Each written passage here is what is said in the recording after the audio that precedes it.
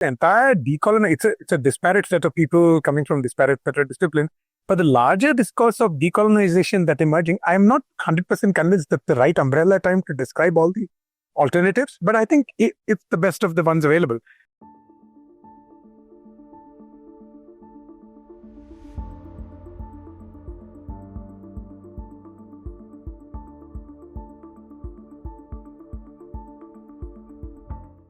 Hello everyone, so we're back with the fifth and final episode of our discussion, Conservation in the Middle, where we center issues of knowledge, power and market. And we framed the stage and talked about our discomforts with the current way in which conservation is imagined and being reimagined, looking at our own journeys of 30 to 40 years. We then spoke about the three major strands of conservation, the preservationist narrative to begin with, and then the issues of conservation and sustainable development, which are two completely strange combinations of ideas that we're trying to marry into one concept. And the third was conservation in market. And now we're coming to the fifth and final episode. We're looking at conservation alternative. What can one do? What should one do? Because which is the reason we're here. I mean, not just to critique. We're all people heavily involved in the practice of conservation. We believe that something needs to be done and we see the world changing around us. Where do we go from here? What's the way forward? So we're going to talk about a number of conservation alternatives that we've seen, engaged with, are aware of. Maybe we'll start with you, Rohan. And what can you tell us? What alternatives have you seen or engaged with that you think are something that offers us some message for this? I'll harp back again once to my own experience within the marine realm. The marine realm has always been an area of use, and it's always been an area where people have used coastal communities. Coastal communities have always used the nearshore environments, primarily for food security. And so in one of the studies that one of my students did a long time ago was to try to look at some of the traditional systems of management that many of these local communities had, not with any idea of conserving in the ways that we've been discussing in the past. And but it is management nonetheless. They were managing a particular resource, and they managed it with a series of norms, a series of ideas of how resources were distributed across space, a series of myths, of regulations, all of it maintained by the local community, by the village elder. And when we looked at biodiversity values across these different systems of regulation, which were informal, not accepted by the state at all, what we found was that these traditional systems of management can actually work equally well, if not better in some instances, than the conventional protected areas. And for me, that was actually quite a turning point. It was the recognition that these things don't, biodiversity conservation does not need to sit in opposition to use by local communities. Often have very rich institutional ways of understanding, natural resources, and they don't just think of it as natural resources. It's deeply embedded in their local culture as well. And so, I think for me that was an interesting, one really powerful way of realizing that that these are not necessarily opposed to each other. That it is possible to find ways to marry them. That brings me to one of my earliest experiences when I moved from conventional ecology, so to speak, to working with Eleanor Ostrom on the Commons, is when we went to Nepal and we were looking at these areas around the Chittor National Park. And there were two different kinds of applications of conservation. One was the buffer zone conservation program, which is World Bank, UNEP funded. And the idea was that you would take these areas at the villages just outside the border. And this is a very top-down conservation program where you would tell them not to practice their agriculture, not to do their grazing. You would help them plant trees. And in some time when the forest regrew, wildlife would come back and they could get money through then conservation activity, tourism, basically wildlife tourism activity. And so some of these buffer zone forests were making a lot of money, the ones near the park main gate, several crores, some of them. Some of them were a little distance from the park main gate and they were making much less money, but enough to survive on. But it was a very heavily financially investment coming from the outset to this international organization funding money and World Bank.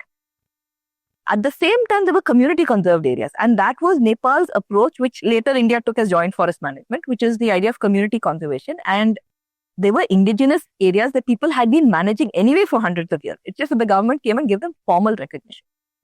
Now, what happens in both areas? So villages in the buffer zone also had their traditional programs, but, Ostrom used to use this idea, which is very well known in institutional economics, called crowding out. You might have a traditional institution. When something on the top comes, like a formal conservation program, you crowd out the institution, the traditional institution. So it basically collapses.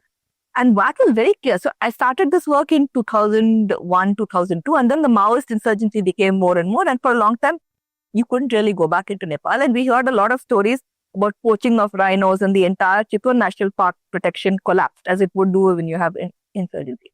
What happens around that time? Another colleague of mine, Birendra Karna, did a PhD. And what he showed was the community conserved areas managed to stay through the worst of the Maoist insurgency. So protected area, biodiversity in those areas flourished because even the Maoists and all the local communities and the state respected the sanctity of that indigenous form of protection. And on the other hand, the first thing that when, UNEP pulls out or the funds pulls out, all the buffer zone forestry program collapsed. It later has managed to revive itself, but it's never going to be as resilient. I think indigenous, that's one really alternative that can survive, but it can survive only if you don't crowd it out by these other ways of conservation that we're thinking about. I mean, in the ocean space, there's work done by Bob Johannes in the 1970s, etc., where he documented many of these community-based systems of management of these systems. And he said that many of them were eroding. But he comes back several decades later and he sees that they have the capacity to revive.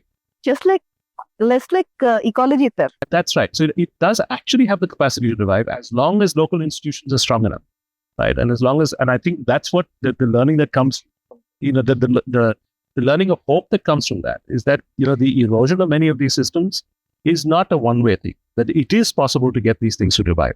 As long as they have political power, and that's why I wanted Madhu to also talk about a little bit of the, India's experience with the Forest Rights Act, which is another powerful alternative we have. Absolutely. I think when we need to start questioning some of our fundamental assumptions about protection, regulation, and production. These are in the context of what we've spoken. There are three important impulses that inhabit the idea of conservation. So, what is the way of delivering these ideas? Is the state the only one that can protect? Is the state the only one that can regulate? This is a question that for many people in conservation are too uncomfortable and too close and too difficult to ask, because they're really, you begin by accepting certain arrangements, structures, processes, and so on. And when a government, after the decades of having an independent country, when a government comes back and says, in order to correct historical injustices, it really is making an acknowledgement of something that's gone really badly wrong. And that's what happened with the Forest Rights Act. I think in the creation of our reserve forests, our protected areas, the provisions of of the Forest Act, of the Wildlife Protection Act were constantly, the rights provisions, the rights sections of these legislations were constantly sidelined, and the coercive parts were implemented. So they had a balance of both. But as a country that implemented it, we implemented only the coercive part and completely neglected the rights part. So we did not even go through the process of rights determination for most of our protected areas, and that's true even to this day. So our protected areas have been created in a fundamentally unjust way. And here is the parliament of a country coming up and saying in its preamble that we have to correct historical injustices. That's an acknowledgement of guilt and responsibility that I think is saying a lot about how we have done conservation. So the Forest Rights Act, I think, really enables first the acknowledgement of this huge injustice, and then imagines the possibilities in terms of what alternate ways there are of protecting forest, all the things that we've done under these. So our objective, if we remain adherent to our objective, we can then explore multiple avenues of reaching these objectives. And Specific the FRA allows for that. Specific areas like Gadchiroli, for instance, they've taken off in a very big way using the Forest Rights Act and the fact that bamboo is no longer a non-timber for no longer timber but a non-timber forest product, right? To And I think get money as well as protection. Yeah, I think the impulse of the imagination, the alternative imagination there is that you may be government in Delhi or Bombay, but in our village we are the government and we govern ourselves. And the Forest Rights Act gave them the space in which to say that. And there are constitutional and legal provisions that allow for that. If the objectives of conservation can be honored through a completely different alternative approach, as happened in Gadchiroli, as is happening in large parts of other areas like the Northeast and so on. So I think when you pull back and look for alternatives, here is an interesting thing. Right? There is a degree of protection that emerges when local communities protect, but their notion of protection is very different. It's not just the semantic; it's the way operationalize the idea of protection itself. Institutionally, it brings in a diversity of institutions. It forces us to reimagine the relationship between institutions. It's not about rejecting the old, but accommodating the new. So the entanglements between institutions are different. And I think those are the kind of alternatives we need to seek. And which is goes away from the kind of one-size-fits-all institutional approach. And the important thing to keep in mind is that this institutional change to another alternative did not come, suddenly there was no realization that dawned on the through years on the forest department to say, no, I don't think we have done our conservation and forest preservation right. We should change. It has come through a lot of peaceful and persistent struggle of people, of resistance, of opposition, and democratic agitation. Yes, using the democratic space in order to dissent and push back, and eventually use the democratic process to bring together a legislation through the same parliament that gave the Forest Act and the Wildlife Act. So this is completely different. No, this is absolutely true, because what I'm saying is, again, this is trying to reframe the idea of governance itself. So going back to earlier, and I think these are where the tensions are coming from, and this is where movements we have to learn a lot. Again, aligning yourself. Where do you align yourself? Is the larger question of conservation finding. It's where do you place hang your coat, so to speak. I think when we all came into conservation, there was a predominant narrative of us doing policy relevant conservation, which we would hand either to a stakeholder, which was the government, or to the community, saying, here's the best science, go use the science. And even now, we've shifted from that, but we're saying we're working with the local communities. But what you're really saying is we need to reframe it and say that the questions or the way of governance or the way of thinking should come from the local communities. And we are genuinely be a diversity in institutions, diversity of knowledge, diversity of participants. Without the power being... My feeling is the power will then get distributed. Yeah. Because you're really foundations of power itself, because you sort of privilege a certain set of institutions, a certain form of knowledge, and a certain set of agents so much that it can only lend itself to one universal form. So let me take an example. If you're really concerned about the decline of an endangered species, say in a reserve meant for that, you could really be thinking about using the status of that species as your metric, rather than your management arrangement, the legal and the social arrangements under which these happen. So, at some point, you should be willing to subordinate the process to the output of sustaining the population of the species. And then you'll find that the tigers are much better conserved in many community conserved areas. You might discover that there are 10 ways of conserving tigers than only through tiger reserves. Why are we so obsessed with a single approach to protection? To a large extent, because our toolbox is tyrannical. Right? And eventually, at some point,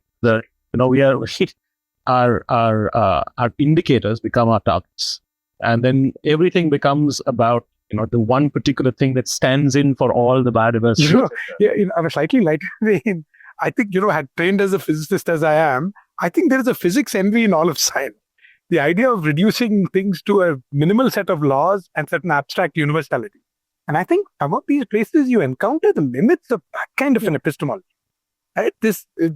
Places call for very specific and different pieces of knowledge to be stuck together. They're no elegant. No elegant. But that's where I like the Austrian way of thinking of design principle, not rules. Okay. And there are two principles that I feel, looking at a number of alternatives, especially of community institutions, there are two principles I think that are particularly important that she showed. One is the idea of constitutional choice. So typically what we have is operational choice. That is, let's say in joint forest management or protected areas, you involve the community in action, some kind of operation, or collective choice. But the most important really is constitutional choice. That is, who decides who's sitting on the table making the decision? Making the rules. Making the rules, right? Yeah. Who decides who's going to be on the table? That's the constitutional choice. And if it's indigenous communities, everybody's deciding that most of the time. Yeah. And if it's the opposite, where it's a complete market or a complete, let's say, a non-democratic state, then it's the non-democratic state deciding it, or it's the market, and it's as removed from the constitutional choice that comes from the community.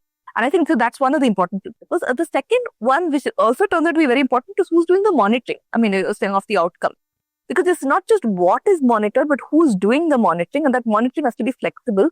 And what we're seeing is if local communities are involved in doing some of the monitoring themselves, that makes a huge difference. If the monitoring is outsourced to your forest guard or some paid employee or something like that, either an employee of the state or the employee of the market, then it falls. So I think there are principles. I mean, it doesn't really matter what there are, but I think it's not that there's nothing. Something that Suri said earlier as well, which is about how do you get these different episodes?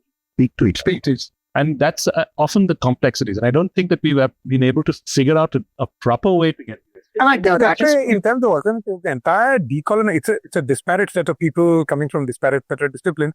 But the larger discourse of decolonization that emerging, I'm not 100% convinced that the right umbrella term to describe all the alternatives, but I think it's the best of the ones available. Think of it as decolonizing some of these ideas of institution, knowledge, of who's the genuine subject. And I think those are very interesting ideas which come in. But, just to shift the core things away from looking at alternatives, what's the locus from which alternatives emerge? So far, we have discussed thinking about how to democratize, decolonize conservation itself. The conservation we understand it, are familiar with, right? But I think there's also another way of looking at it. To look at it from the lens of the economy, I think why not infect what are economies with the ethos of conservation? So can you give me some examples? So I'm saying, we are looking at, so the biggest challenge today is our modes of production. They tend to be extraction.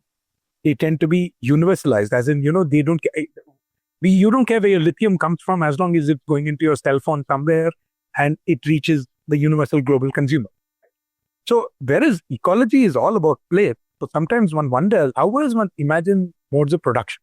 So for instance, the easier place to think of it is agricultural land, the plantation crop, and coffee particularly.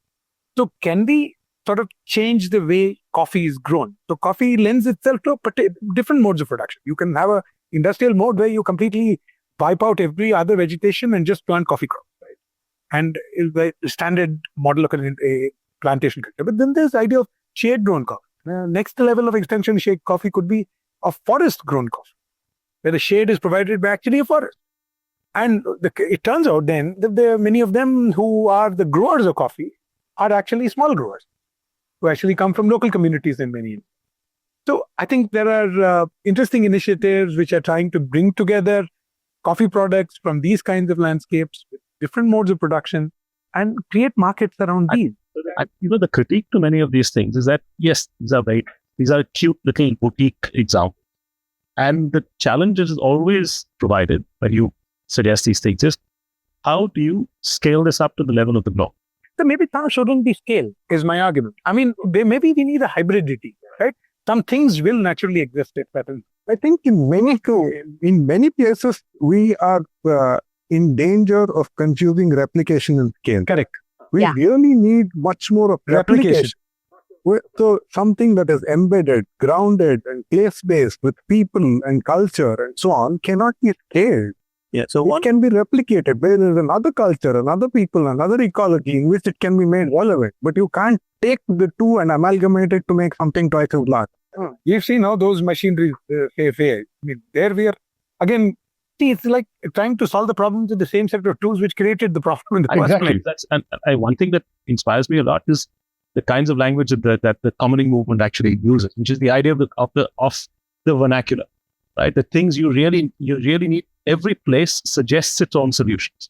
It may not be drawn from some grand conceptual idea of how things work everywhere. But for that particular local region, it makes the most amount of sense. Absolutely. And it can still be housed within a larger movement. I think one of the problems of, as an aside, conservation has moved from the movement where it began to an enterprise. And perhaps what we need to do is to reclaim some of the movement components of the. Also, I think philosophically, I have a problem when somebody asks you, when you pushback comes and say, what's the alternative? Alternatives don't emerge whole cloth, right? The alternative, they have to have a starting point. I mean, what we call the global system didn't emerge in its current form 500 years ago. It took 500 years of evolution and lots of, dialectical tensions of all kinds for it to evolve. So I think when we seek alternatives, we have to find that point, like sowing seeds. And right, so why should we bear the burden of proof in terms of always being asked to say, where is the scale? How will, national defense problems be solved? How will the problems of national health be solved? I think seeking alternatives is about finding new start points. New imagination. Yeah. So you need to cover the diversity as imagination. And, you have to give it enough time. Like we said, the Forest Rights Movement is a Forest Rights Act is an interesting framework. It says, let those new start happen. That there is a level of protection so that those fires don't get quenched before they even become. Other thing that alternatives often suffer from is the fact that the machinery or the apparatus that is against them, which is of the economic growth, of state making, of internationalization, of conservation, of the efficiency argument, is so much that they kind of get squeezed out. But what, organizations like, for instance, Vikalp Sangam in India, which is speaking of alternatives, really looking at or radical ecological alternatives, for so many, is what is helping for them to learn from each other, but also sometimes for political action, like Madhu was saying.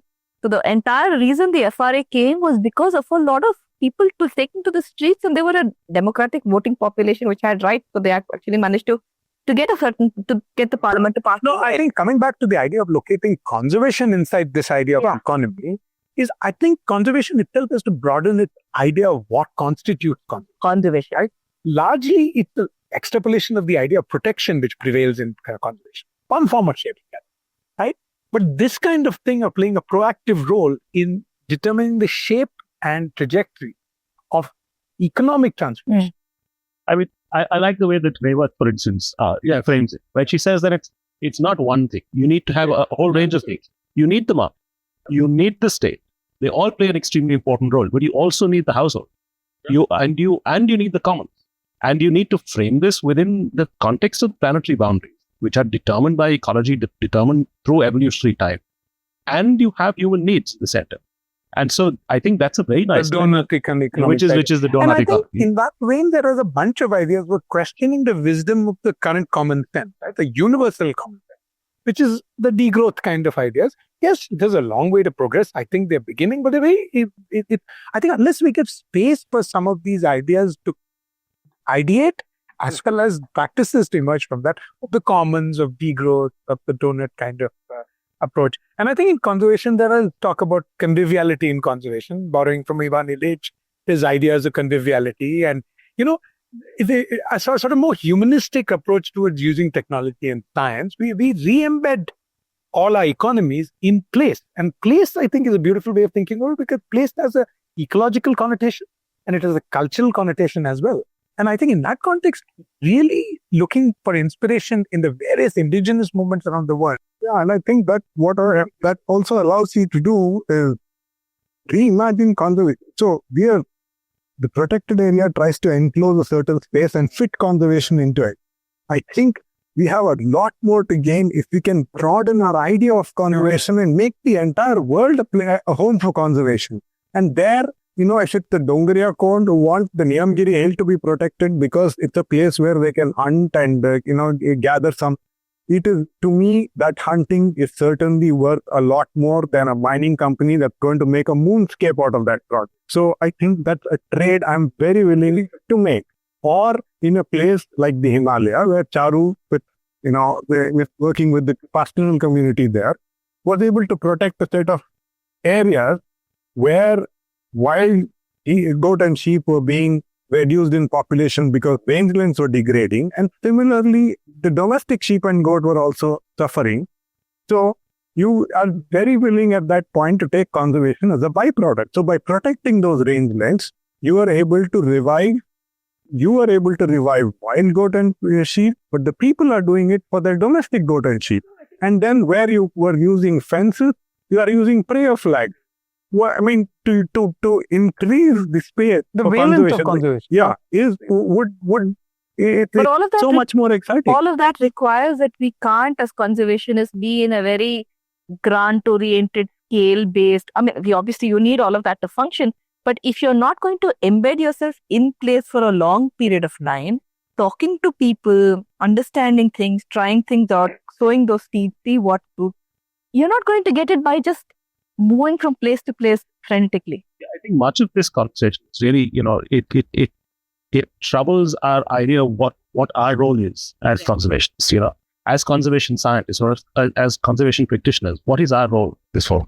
And are we complicit in some kind of a large, right? Or are we going to, assist in some kind of revival of nature? I mean, the wagon, the horses to which we have hitched our wagon so far seem not to be taking us to the place we want to go to. Because neither is biodiversity getting conserved, nor species getting protected, nor planetary boundaries being respected. No, but through this conversation, I think what we've been saying, I think is what you've been, alluded to, which is the primacy of place. And I think place is very useful because it says that every place has its own character and therefore its own solutions to the problems that affect this. Much of the, in the previous conversations, we've been talking about planetary level crises. Perhaps we need to stop talking about these Planetary and talk about place. because the way planetary crises are experienced at the local level is very, very different from the way that we tend to frame it as conservation scientists. Right? We think of these in terms of global warming or biodiversity loss. People in the Lakshadweep don't experience biodiversity loss or global warming, but they do experience water shortage. They do experience coastal loss. They do experience storms. And for them, that's when it becomes real. So, in order to address those issues, the solutions are really, really, really local. And so reframing the way we think about conservation itself. Seeking new alliances also, both in terms of disciplines, in terms of our partners. And which is also the reason we are here today, because we are hoping that through these conversations, we'll reach new people, because we've been having these. I mean, this is it's a very poignant juxtaposition. On the one hand, we are trying to celebrate and protect the diversity of life. And in so many ways, the ways in which we've gone about are so few. So it's not just the stream of conservation, which could have many currents. It's just the mainstream. And the mainstream is dominated by a certain set of ideologies. And if we are trying to protect the diversity of life with a monoculture of ideas, these monocultures of the mind should have to go first. As conservationists and scientists, I think we really need to look at the whole rich diversity and tapestry we have of social, ecological, and Madhu, I think that's what the decolonization idea is about. I think that's what I find really fascinating and promising. That thing is finally. For which it really needs to be the next big thing is living. Yeah. And then it needs to be a dialogue from talking down to give these other epistemologies the same, status. So somebody said, right? He said, when we think and talk about this, and I think it's an interesting note to end it on about utopias, right? So somebody tells me that that you guys are all utopian when you scheme of alternatives. But I think the biggest utopian idea is this idea that you can capture the entire diversity of the planet under one kind of abstraction and reduce it to one single object called money. I think that's the biggest utopian project there ever has been. So if we are willing to confirm and comply with that utopian project, one big utopian project, why cannot many little utopias? They are far more the question of finding believers. So I think exactly. So some of you might be young conservationists starting your journey in the area of conservation. Some of you might have been working for many decades in other fields and are now getting interested in the areas of planetary boundaries or local environmental collapse. We hope for every one of you found something interesting in this conversation. We are not coming to it as experts. I think that's something Rohan was saying. And neither are we trying to teach anybody. Nor are we trying to teach anyone else. These are things that have bothered us, I think, and bothered us for a long time. Sharing. Yeah, more of the spirit. Absolutely. So we hope you enjoyed these, and we'd love it if you write into us, and so we can continue these conversations further. Thank you for staying with us so far.